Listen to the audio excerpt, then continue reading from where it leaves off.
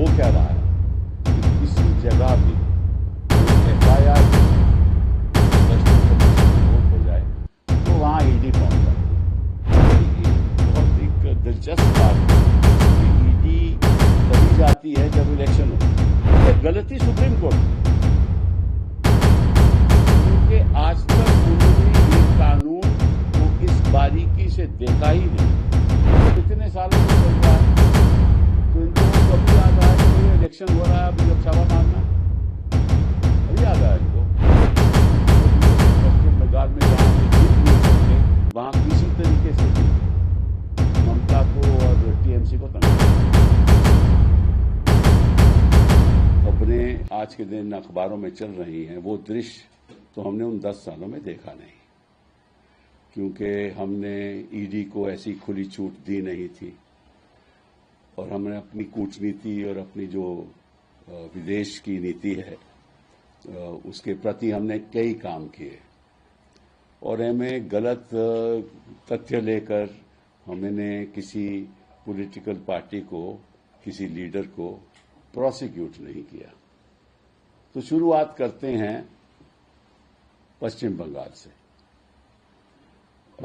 शायद आपको मालूम नहीं कि जब ये कानून पारित हुआ था, इन्फोर्समेंट डायरेक्टरेट का गठन हुआ था, तो हमें यह नहीं मालूम था कि इन्फोर्समेंट डायरेक्टरेट एक ओमनी प्रेजेंट प्रोसिक्यूटिंग एजेंसी है जो हिंदुस्तान में कहीं भी जा सकती है, कभी भी जा सकती है।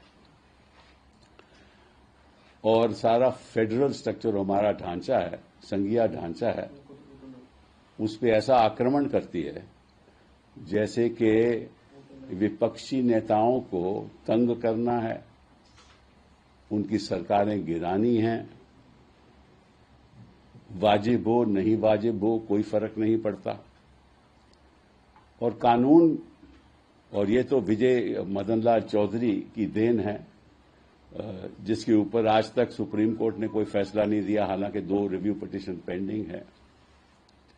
अब हो क्या रहा है कि किसी जगह भी कोई FIR हो जाए, फर्स्ट इंफॉर्मेशन रिपोर्ट हो जाए, तो वहां ईडी पहुंच जाती है, क्योंकि वो समझती हैं कि जहां आरोप हुआ है वहां हमें हक है तफ्तीश करने का।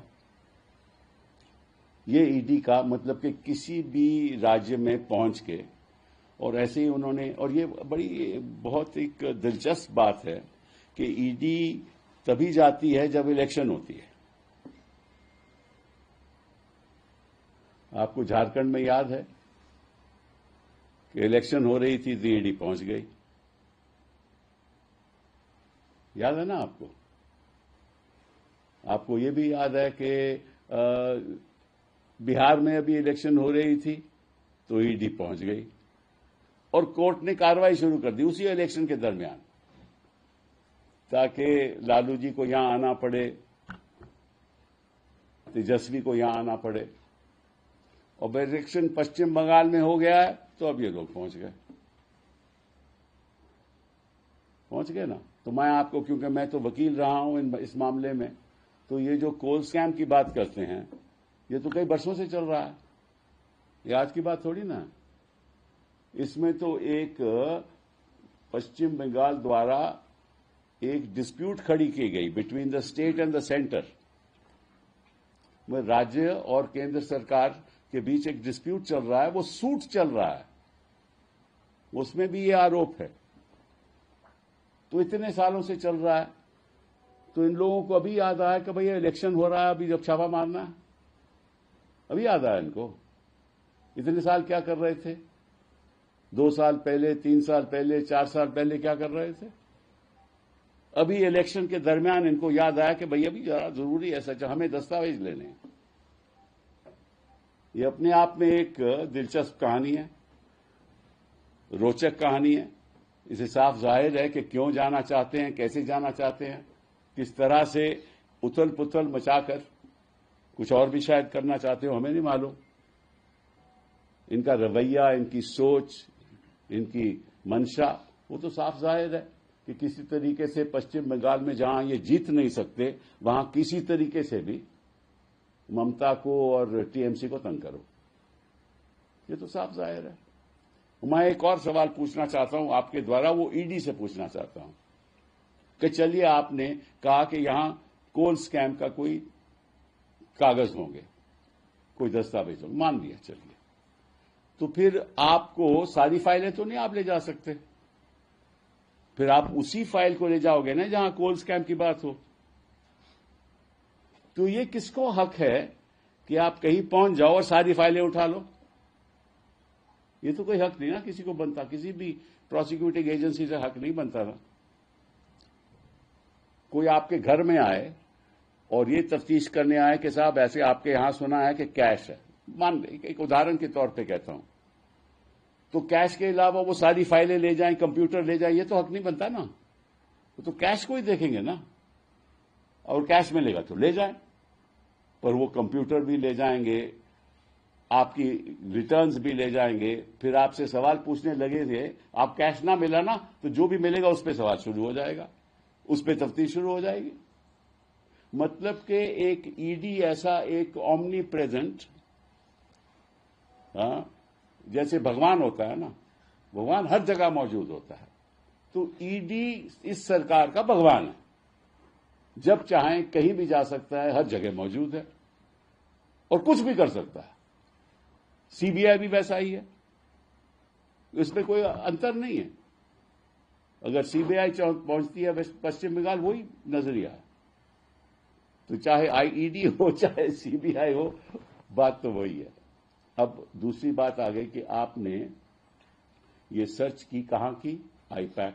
अब सभी जानते हैं कि आईपैक तो उनकी जो सारा जो इलेक्शन है संभाल रही है, सब जानते हैं, लिखित रूप में इनको सभी को मालूम है। तो आईपैक जाने के लिए पीछे वजह क्या थी? कोल स्कैम।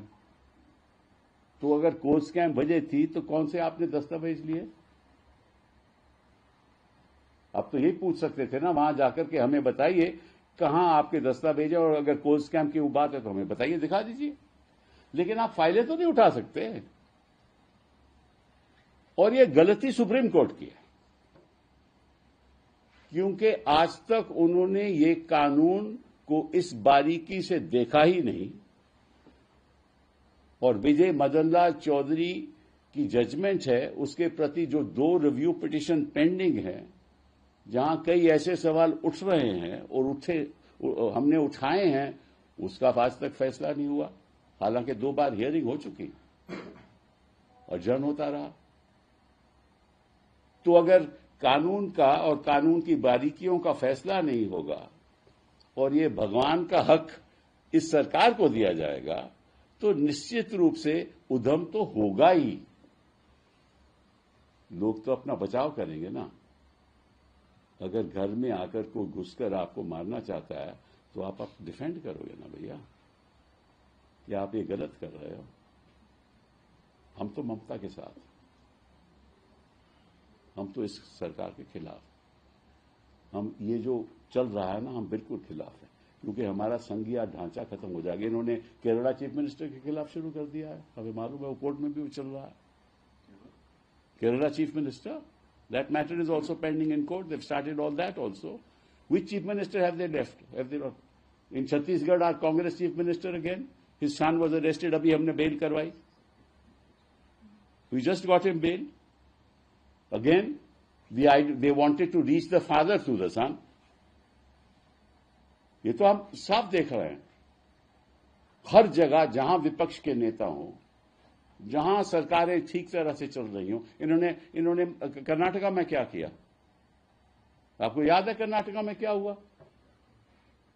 फिर कोर्ट ने हमारे पक्ष में फैसला दिया, लेकिन तंग तो कर रहे थे ना, रोज कर रहे थे। कर्नाटका हो, झारखंड हो, हेमंत सोरेन हो, कहीं भी हो, यही काम चल रहा है इनका।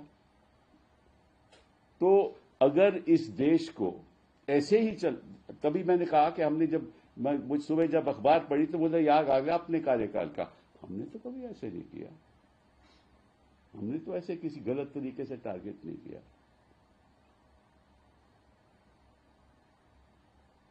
और आपको याद होगा कि तेजस्वी जब इलेक्शन लड़ रहा था उसको भी इन्होंने बुलाया, कोर्ट में बुलाया यहां इलेक्शन के दरमियान।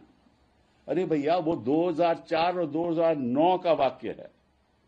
It's an incident of 2004 to 2009 and they are trying to they try to disturb in 2025। इतने साल क्या कर रहे थे ये? क्यों बैठे हुए थे? इलेक्शन आएगा, भेजेंगे, तंग करेंगे, इनकी इलेक्शन कैंपेन की डिस्टर्बेंस होगी, हम जीत जाएंगे। ये इनका मकसद है कि किसी तरीके से इस सरकार को गिराओ। इसके पीछे लक्ष्य एक है। और जो बोलते हैं ना, दंड भेद सब कुछ का इस्तेमाल करो, यही करते हैं।